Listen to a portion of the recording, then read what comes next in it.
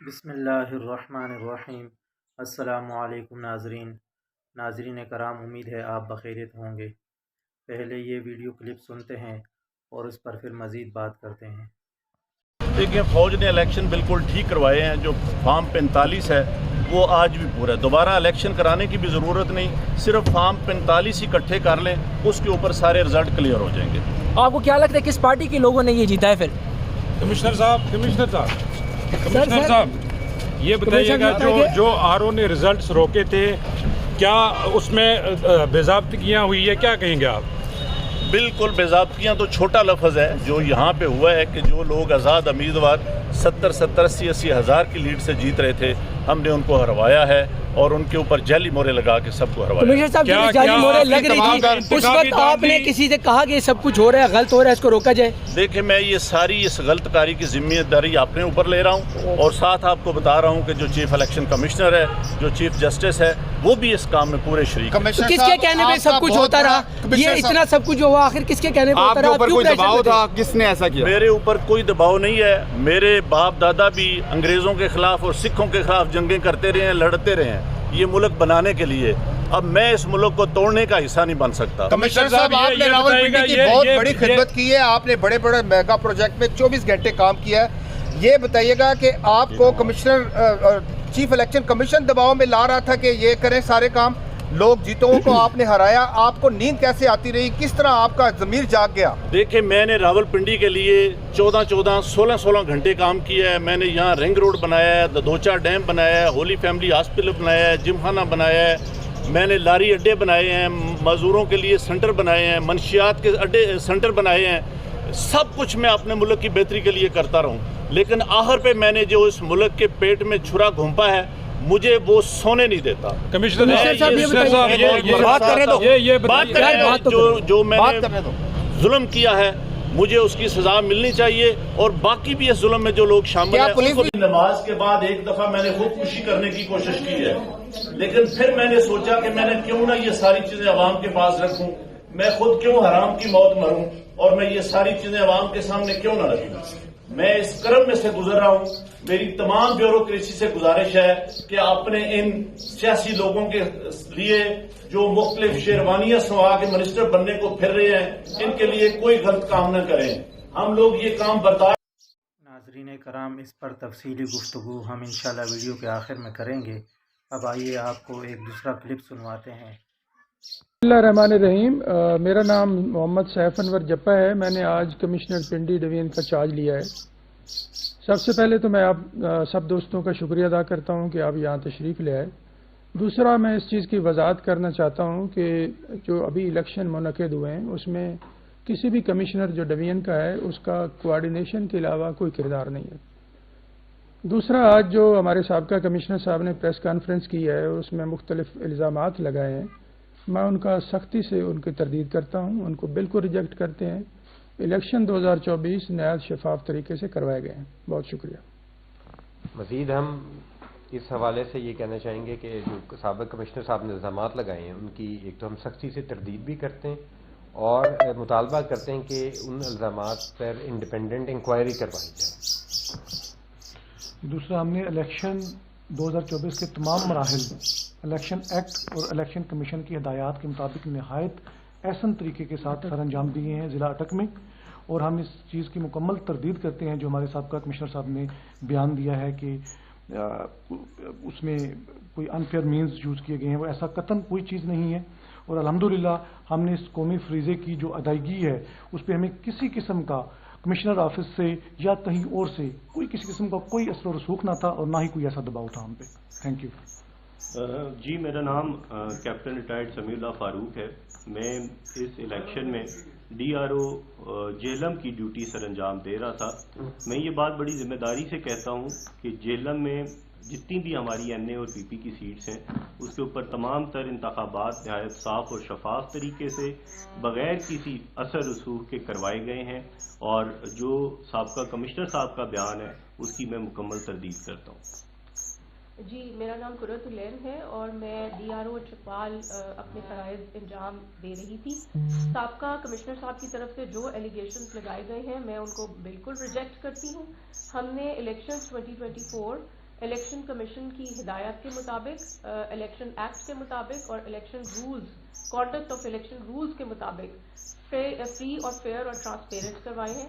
اس سلسلے میں ہمارے اوپر کسی قسم کا کوئی دباؤ بھی نہیں تھا، اور میں الیکشن کمیشن سے ریکویسٹ کرتی ہوں کہ ان تمام ایلیگیشنز کے اگینسٹ پراپر انکوائری کروائی جائے اور ان الزامات کو میں پہ نظر ثانی کی جائے۔ میں خابر بشیر احمد، میں DRO تلہ گنج کی حیثیت سے اپنی ذمہ داریاں سر انجام دیتا رہا ہوں۔ میں اس سلسلے میں اسی بات کا اعادہ کرنا چاہتا ہوں کہ سابقہ کمشنر راولپنڈی نے آج صبح جو الیکشن کی شفافیت کے اوپر ایک سوال اٹھایا ہے، میں بالکل اس چیز کا اعادہ کرتا ہوں کہ وہ بالکل غلط اور بے بنیاد ہے۔ میں DRO تلہ گنج کی حیثیت سے اپنی نیشنل اسمبلی کی 1 سیٹ اور پروونشل اسمبلیز کی 2 سیٹس ہیں، ان کے اوپر جو بھی الیکشنز ہم نے منعقد کیے ہیں وہ بالکل اپنے حلف کے مطابق، الیکشن ایکٹ کے مطابق، الیکشن رولز کے مطابق اور الیکشن کمیشن کی طرف سے ہمیں جو وقتاً فوقتاً instructions through proper channel issue ہوتی رہی ہیں، ان کی روشنی میں نہایت جاں فشانی سے، ایمانداری سے اور پوری تندہی کے ساتھ شفاف طریقے سے ہم نے منعقد کیے ہیں۔ اس سلسلے میں دوبارہ یہی کہنا چاہتا ہوں کہ الیکشن کمیشن کو اس کے اوپر ایک شفاف انکوائری کرنی چاہیے، ان الزامات کو اسیس کرنا چاہیے اور حقیقت کو سامنے لانا چاہیے۔ ناظرین، آئیے اب عمران ریاض خان صاحب کو سنتے ہیں اور پھر ویڈیو کے آخر میں اس مکمل ویڈیو پر ایک تفصیلی گفتگو کرتے ہیں، تو آئیے۔ یہ کمشنر، میری بات آپ یاد رکھیے گا، یہ کوئی نہ کوئی چند چڑھائے گا۔ میں آپ کو سیریسلی بتا رہا ہوں، یہ معاملہ اتنا سادہ نہیں ہے جتنا سادہ دکھائی دیتا ہے۔ میرے پاس ڈائریکٹلی اس حوالے سے کوئی پکی خبر نہیں ہے، صرف کچھ انفارمیشن ہے یا کچھ حقائق ہیں جن کی بنیاد پہ میں نے یہ رائے قائم کی ہے۔ یہ اتنا سادہ نہیں ہے، ہم سب جانتے ہیں کہ دھاندلی کیسے ہوئی اور کہاں سے ہوئی۔ کمشنر جو ہے وہ مسئلے کی نشاندہی کر رہا ہے، مسئلے کی جڑ کی نشاندہی نہیں کر رہا۔ ایک ایسا شخص جو صبح کے وقت خودکشی کرنا چاہتا تھا، فجر کے وقت، اور ظہر سے پہلے جو وہ پریس کانفرنس کرتا ہے اس میں وہ آدھا سچ بول کر جاتا ہے۔ وہ یہ کہتا ہے میرے پہ دباؤ تھا، میں نے غلط کام کیا، مجھے پھانسی دے دو، لیکن وہ یہ نہیں بتاتا کہ مجھے غلط کام کرنے کا کہا کس نے، یہ وہ نہیں بتاتا۔ وہ یہ بھی نہیں بتاتا کہ اس غلط کام کا فائدہ کس کو پہنچایا گیا، یہ بھی نہیں بتاتا۔ یعنی وہ بتا سکتا تھا نا کہ مجھے یہ کہا گیا کہ نون لیگ کو جتوانا ہے، یہ بات اس نے نہیں کی۔ وہ یہ کہہ سکتا تھا کہ مجھے فلاں فلاں بندے نے فون کیا یا فلاں فلاں جگہ سے مجھے پریشر آیا اور یہ پریشر مجھے اس انداز میں ڈالا گیا کہ میں مجبور ہو گیا یہ کرنے پہ، یہ بھی اس نے نہیں بتایا۔ وہ یہ کہہ سکتا تھا کہ مجھے یہ والا لالچ دیا گیا تھا اور اس لالچ میں آ کے میں نے یہ کام کیا، یہ بھی اس نے نہیں بتایا۔ اب دیکھیں، یہ تو ممکن نہیں ہے کہ ایک آدمی اچانک اپنے سے ہی فیصلہ کر لے کہ میں نے ایک سیاسی جماعت کو ہرانا ہے اور دوسری سیاسی جماعت کو جتانا ہے، اور اپنے طور پہ بعد میں آ کے وہ کہہ دے جناب میں قصوروار ہوں، مجھے پھانسی دے دیں، میرا ضمیر گوارا نہیں کر رہا اور میں صبح خودکشی کرنے والا تھا۔ اب جس دباؤ کا وہ ذکر کرتے ہیں وہ اس دباؤ کو ایکسپلین نہیں کرتے، جن چیزوں کے بارے میں وہ بات کرتے ہیں ان کی ڈیٹیل میں نہیں جاتے۔ یعنی وہ باتیں کر کے جذباتی بیانات دے کر تو نکل گئے، لیکن کچھ حقائق ہیں وہ آپ کے ساتھ شیئر کرتے ہیں۔ یہ ابھی گردش کر رہے ہیں حقائق مارکیٹ میں آپ کے ساتھ شیئر کر دیتا ہوں تاکہ کچھ چیزیں تو تھوڑی بہت کلیئر ہوں اس سے۔ میں نے دن کو ایک خدشے کا اظہار کیا تھا، وہ یہ تھا کہ بہت ممکن ہے کہ یہ پاکستان کے اندر جو انتخابات ہوئے ہیں ان کو کالعدم کرنے کی ایک سازش ہو، اور کوشش کی جائے کہ کچھ بھی کر کے انتخابات جو پاکستان میں ہوئے انہیں کالعدم قرار دے دیا جائے، کیونکہ دیکھیں جو مطلوبہ نتائج ہیں نا وہ حاصل ہی نہیں ہو سکے۔ پہلے دن تو 8 فروری کو کسی کو توقع ہی نہیں تھی کہ اتنے بڑے پیمانے پر نکل کر لوگ عمران خان کی آواز کے اوپر، اس کی غیر موجودگی میں، اس کی پارٹی کے نشان کے بغیر وہ مختلف نشان ڈھونڈ کر ٹھپے ماریں گے، اور اتنے ٹھپے ماریں گے کہ تباہی پھیر دیں گے، کسی کو آئیڈیا نہیں تھا۔ وہ ناظرین کرام، عمران ریاض خان ایک سینئر اور تجربہ کار صحافی ہیں، اور وہ اس طرح کے معاملات پر بہت کڑی اور گہری نظر رکھتے ہیں۔ اگر خدا نخواستہ ان کی بات صحیح ثابت ہو جائے اور یہ الیکشن کالعدم قرار دیے جائیں تو ملک اور قوم کا بہت بڑا نقصان ہوگا، اور خصوصاً غریب عوام کا بہت بڑا نقصان ہوگا، کیونکہ اس الیکشن پر میڈیا رپورٹس کے مطابق 38 ارب روپے کا خرچہ ہوا ہے، اور اسی طریقے سے عوام دن بدن مہنگائی کی چکی میں پس رہے ہیں۔ یہ الیکشن اور نئی حکومت عوام کے لیے ایک آسرا تھی کہ نئی حکومت بنے گی اور دنیا سے وہ تجارتی معاہدے کرے گی اور جس سے کاروبار بڑھے گا اور ملازمتیں بڑھے گی، کیونکہ اس وقت اگر آپ اعداد و شمار کو اٹھا کر دیکھ لیں تو مہنگائی اور بے روزگاری اپنے عروج پر ہے، اور غریب عوام کو اپنے بچوں کے لیے 2 وقت کی روٹی پیدا کرنا بھی انتہائی مشکل ہو گیا ہے، جائے کہ ان کی خواہشات پوری کی جائے۔